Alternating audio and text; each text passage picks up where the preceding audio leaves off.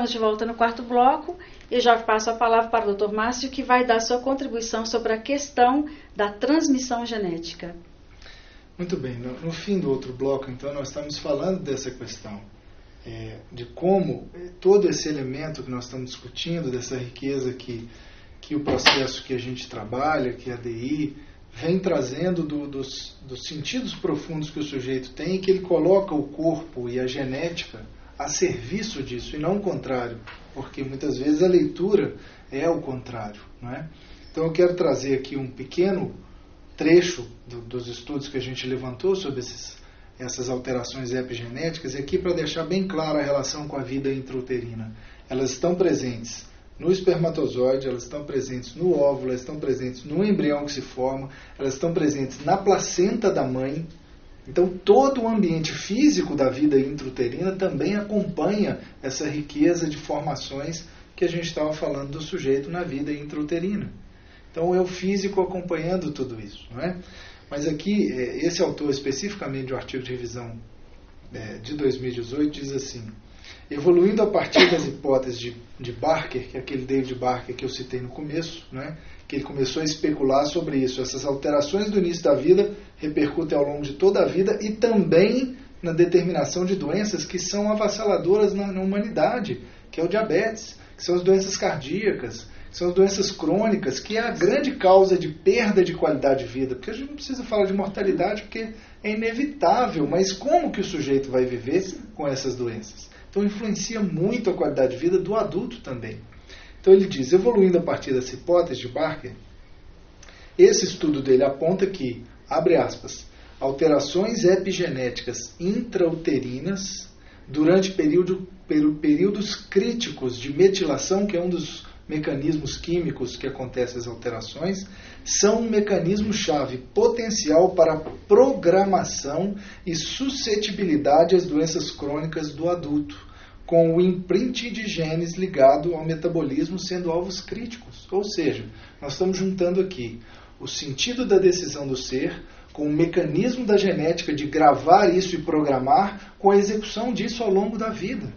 Então isso é muito interessante. Aqui eu quero só trazer esse caso clínico que eu me lembro. Alguns pacientes que se consultaram comigo, se virem o vídeo, vão se lembrar, porque é um caso muito emblemático. Era um senhor de 44 anos, se eu não me engano, empresário, estressado, fumante, sedentário. Então não precisa ser médico para ver do que eu estou falando. Estou falando de uma bomba relógio, né, do ponto de vista de doença cardíaca. Além disso, ele tinha um histórico na família de que o pai morreu com 42 anos, morte súbita cardíaca. O irmão morreu com 46 anos, morte súbita cardíaca. Então ele falou, doutor, eu estou só esperando a minha hora.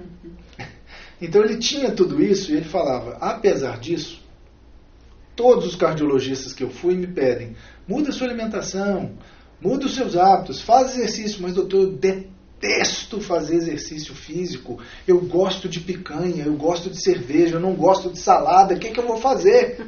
Então era uma coisa muito prática o que ele tinha. E é interessante que ele foi para fazer o processo ADI. Quando ele voltou, ele me contou a seguinte história, é isso que eu quero contar para vocês.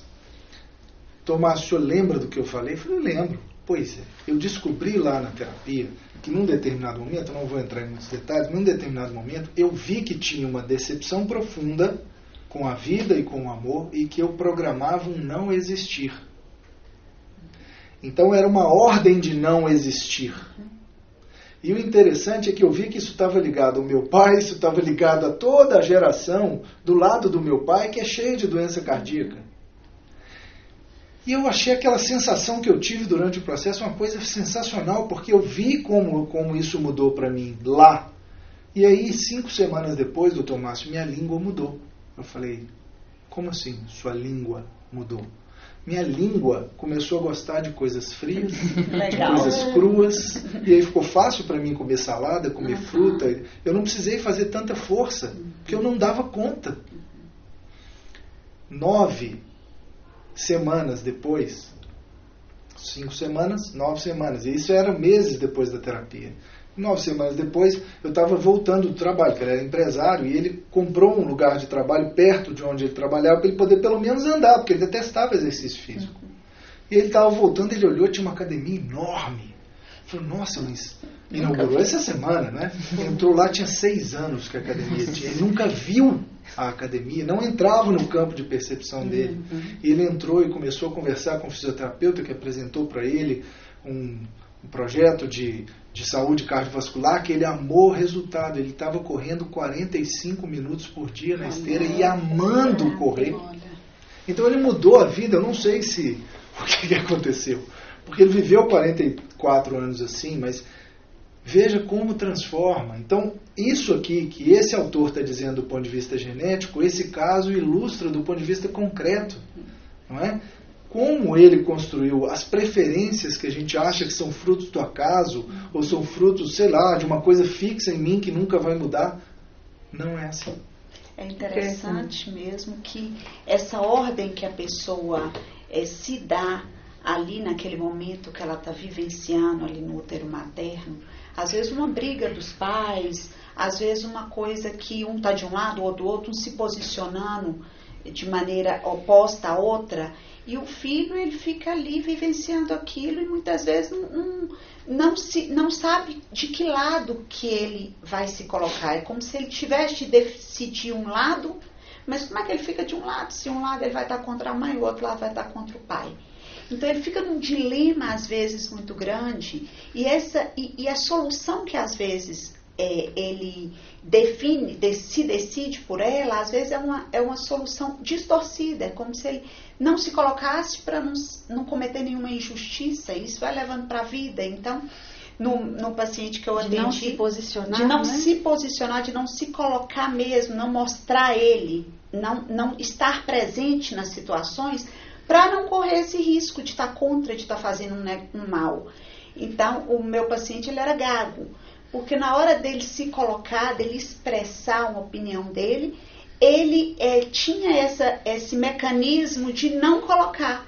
Então, a gagueira aparecia, ilustrava aquilo que ele trazia. Então, é muito interessante que o bebê mesmo, ele é como se ele construísse um mecanismo ali para solucionar um problema, e que às vezes não é ele que vai solucionar. Aquilo ali era uma dificuldade de relacionamento entre os pais. Mas eu deixo assim essa visão que os pais podem ter da importância desse ambiente, e que o filho ele é muito forte, ele é muito capaz, ele só no momento em que a mãe descobre que está grávida, ela mesmo, a gravidez em si já é um chamado para a pessoa se entregar, de dar o melhor de si. O corpo vai mudando, ela vai se transformando, ela vai aprimorando, escolhendo outros valores, né? E esse caminhar na vida, ele é o melhor presente que a gente pode deixar para o nosso filho. É uma oportunidade, né? Uhum.